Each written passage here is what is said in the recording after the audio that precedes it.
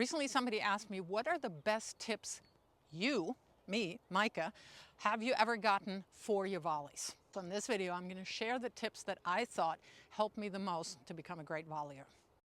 Some things on the volleys are a given. They're non-negotiable. One is the grip, continental grip. And you've seen in many of my videos on how to find it, so check those out. Now, another thing that you hear in almost every single lesson, whether it be a video or a live lesson, whatever, is don't swing. And yes, I found myself saying that as well, but I really have gone away from that because you can actually have a huge take back on a swing volley, and I just recently made a video about that. You can also take the racket back a little bit further when it's a slower, higher ball. So I've eliminated the don't swing for something that Joe Brandy, who actually coached Pete Sampras when he won the US Open the first time, told me, and that made a lot more sense because it also gave me the freedom to adjust to whatever the ball needed. He never beat a dead horse with no swing, no take back, no nothing. All we worked on, all he ever said was meet the ball in front or catch the ball in front. And that to me made a whole lot of sense because if you do have a higher and slower ball, you have to do something to generate some power. So yeah, you do take the racket back a little bit more.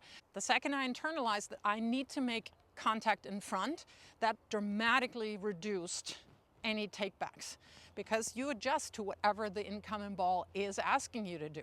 And if somebody drills the ball at you, yeah, of course I'm not going to swing a whole lot. So catching it in front and meeting the ball in front was the cue that really made the difference for me. And we worked on that with a very simple drill.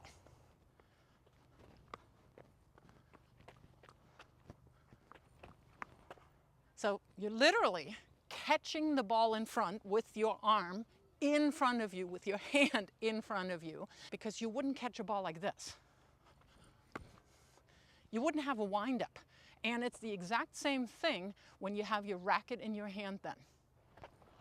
And then, of course, the next progression is with your racket. And if you really worked on, I let that come too close to me. Needed to move. Same here. But you always have your hand in front of your body, your fist is in front of your body, and you're also never letting the racket drop. You're also not raising it up here. But that is one thing that really helped me, especially when somebody is driving the balls at you and you have zero reaction time. All you do is just block the ball. Second tip I got that really helped me a lot was you're not winning the point with power on the volley. Do not ever try to hit a hard volley. You're not going to end up winning the point by hitting harder than a person who panics a little bit and really drills the ball at you. Why would you try to hit it even harder? Because that kind of leads to the huge takebacks. No good. So what you want to do instead is you're winning the point by taking major time away from your opponent. And the way that you do that is you win your volleys with your legs, not with your arm. And you're really trying to explode into the volleys and get your entire body weight into the ball, behind the ball. And that is what gives you a crisp and really powerful volley. Great volleyers have great footwork. Remember Ed Burke, Pat Rafter, unbelievable footwork, Martina Navratilova. And it was not the arm, it was all legs. And the reason why they're so good is they're practicing it the right way. I see this quite a ton when people work on their volleys. Yeah, of course, they take them out of the air. But this is not the position you will hit most of your volleys in. And this is where you very rarely, if ever, see any world-class players practice their volleys. What they're doing is they're always having movement included.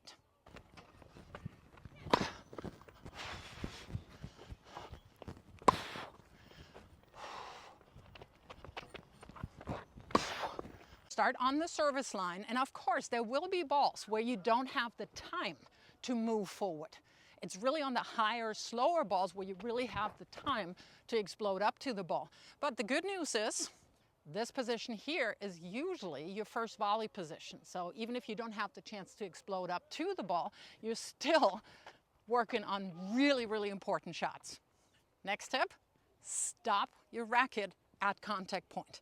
And this is one of those instances where a lot of players translate something that they see on TV into a movement that's not quite correct. So when we see volleyers, really good volleyers, play in real life, what our eyes see in real speed, the racket is here, but then we see a drop at some point.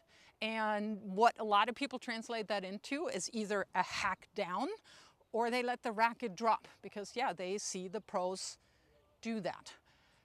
But what you'll see when you see it in super slow-mo is that, yes, the racket does drop at point of contact, but that is basically the energy of the incoming ball that has to go somewhere.